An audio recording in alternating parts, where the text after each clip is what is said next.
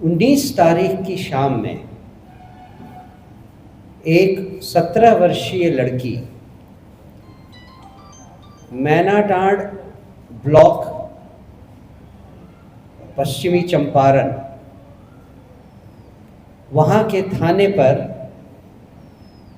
उसकी लाश लाई जाती है उसके परिवारजनों के द्वारा। ये लड़की अपने घर से निकली कंप्यूटर कोर्स करने के लिए, उसका बलात्कार हुआ और उसे गंभीर हालत में वहाँ के मेडिकल कॉलेज एंड हॉस्पिटल में लाया गया। 10-11 घंटे वो लड़की उस अस्पताल में थी, बेहोश थी, और उसके बाद उसने दम तोड़ दिया। ये लगभग वैसी ही घटना है, डिग्रीज का फर्क है, जैसा हमने आपको मुजफ्फरपुर के बारे में बताया था। मुजफ्फरपुर में 9 साल की बच्ची थी और उसको 8-9 घंटे पीएमसीएच में बाहर छोड़कर जब एडमिट किया गया तो वो प्रसूति विभाग में उसे डाला गया। फलस्वरूप उस लड़की की केवल 8 से 10 घंटे के बीच में पीएमसीएच में ही मौत हो गई। ये मैनाटांड की घटना लगभग वैसी ही एक वारदात है जो एक बार फिर से ये हाईलाइट करती है कि बिहार में कानून व्यवस्था तो अपने नादिर पे पहुंच ही गई है, उसके साथ साथ अब तक हमारे स्वास्थ्य विभाग की नींद नहीं टूटी है।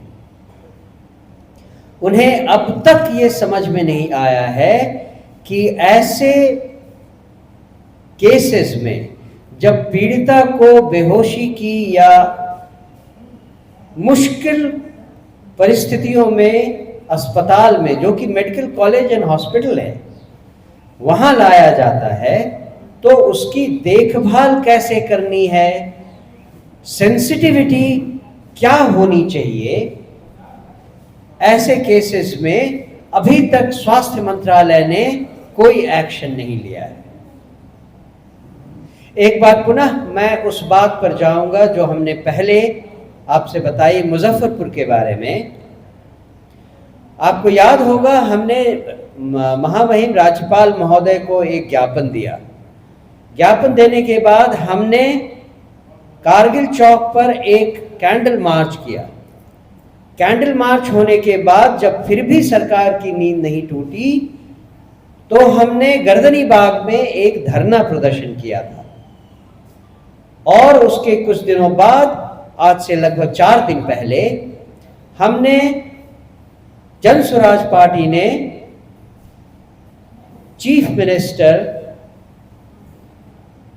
के नाम एक पत्र लिखकर उनसे कहा था कि आज 22 तारीख तक अगर आपने स्वास्थ्य मंत्री को पदमुक्त नहीं किया तो हम उनके खिलाफ और भी कार्रवाई करने की पूरी ताकत से कोशिश करेंगे। हमने उस पत्र में उनसे कहा था कि स्वास्थ्य मंत्री का घेराव भी करके अगर अपनी बात मनवाने के लिए जिद करना हो तो करने के लिए हम तैयार हैं। अब इससे पहले कि स्वास्थ्य मंत्री इस्तीफा देते, एक और लगभग वैसी ही घटना हो गई है। हम एक बार पुनः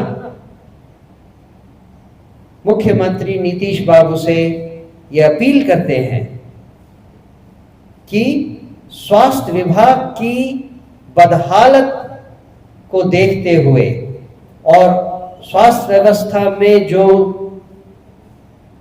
भ्रष्टाचार है, जो कुरीतियां हैं, जो बदहाली है, उसके लिए नैतिक रूप से जिम्मेवार मानते हुए स्वास्थ्य मंत्री श्री मंगल पांडे को तत्काल पदमुक्त किया जाए।